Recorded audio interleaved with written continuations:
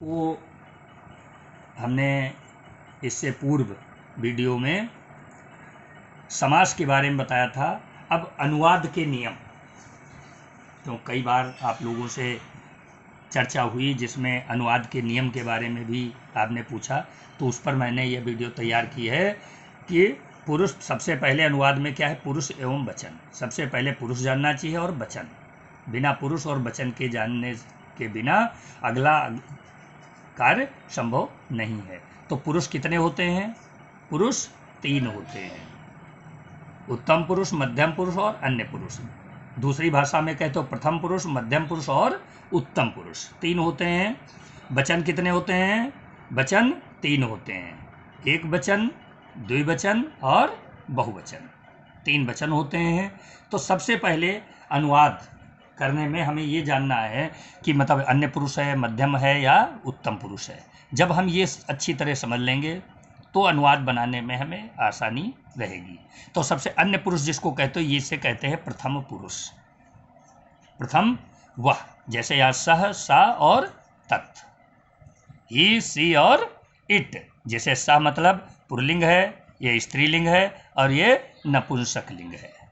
जहाँ पर वह का प्रयोग होता है अर्थात अन्य पुरुष एक वचन होता है, वहाँ पर अगर पुल्लिंग है तो साह का प्रयोग करेंगे, स्त्रीलिंग है सा, और नहीं तो नपुंसकलिंग में तत् का प्रयोग करेंगे। ये एक वचन का हो गया। अब द्विवचन में, अन्य पुरुष में जैसे कहते सह तो ते, सा माने एक वचन होता है, तो में 2 और इसमें 3। सा माने वह, तो माने वे दोनों और ते माने वे सब। जब ये तो है तो माने वे दोनों और इधर वे सब, ये बहुवचन श्रेणी में आते हैं। तो इसी तरह वह, सा का अर्थ क्या होता है?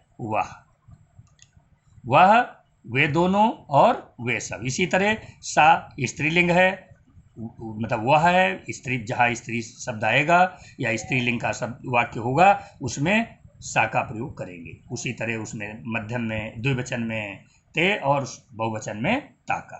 इसी तरह तत्, ते, तान, मतलब इसमें एक, इसमें 2 और इसमें बहुत सारे। अब आता है मध्यम पुरुष। मध्यम पुरुष में त्वम, मध्यम पुरुष में त्वम, युवाम और यूयम। त्वम, युवाम, यूयम।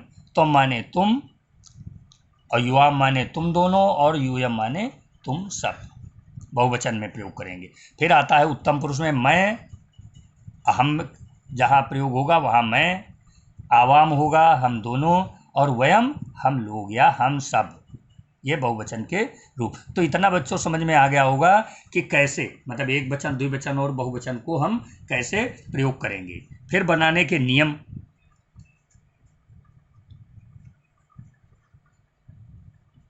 अब संस्कृत में अनुवाद बनाने के नियम।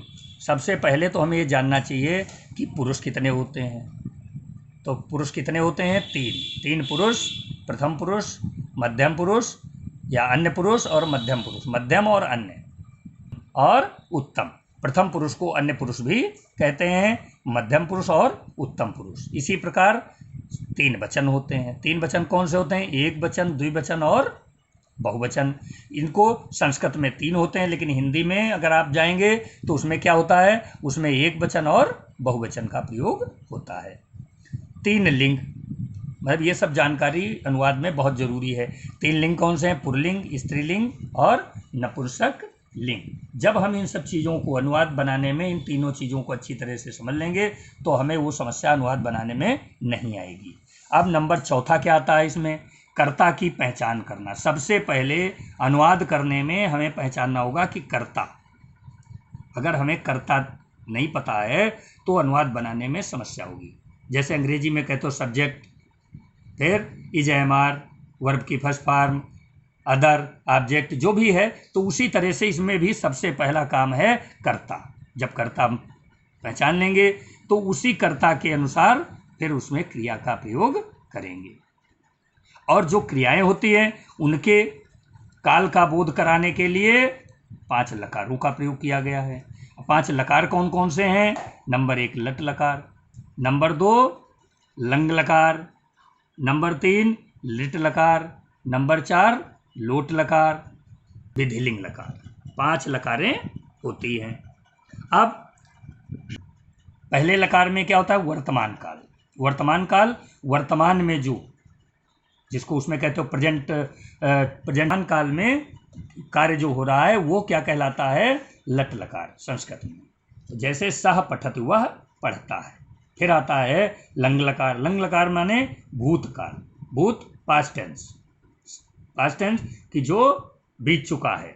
तो उसमें सह अपठत, वह उसने पढ़ा या वह पढ़ता था या उसने पढ़ा, मतलब इस तरह से कहने का मतलब जो बीत चुका है, भविष्य में भूतकाल में हो चुका है, वो लंग लकार कहलाता है। फिर लिट लकार आपका आता है। लिट लकार क्या होता है? उसे भविष्यत काल भी कहते हैं। उसे भविष्यत काल भी, भविष्य मतलब जो भविष्य में आने वाला है।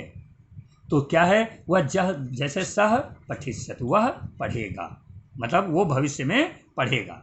और लोट लकार में आज्ञा या प्रार्थना कही जाती है।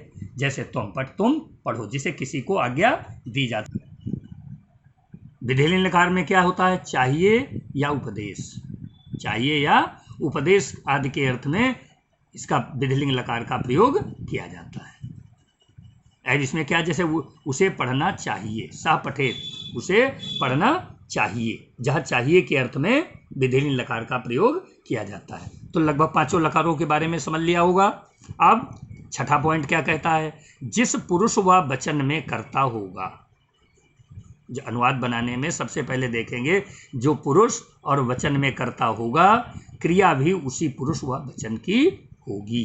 कहने का तात्पर्य है, अगर एक वचन का पुरुष होगा तो एक वचन का, अगर एक वचन का कर्ता होगा तो उसी एक वचन का पुरुष होगा, और उसी पुरुष, एक वचन का ही पुरुष और वचन की जो है वो क्रिया भी होगी। नंबर,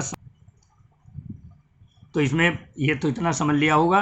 अब विभक्त कारक व उनके चिन्हों की जानकारी, अब इसके बारे में हम अगले वीडियो में आपको बताएंगे, और उसी में हम आगे अनुवाद कैसे बनाए जाएंगे उसके बारे में भी बताएंगे।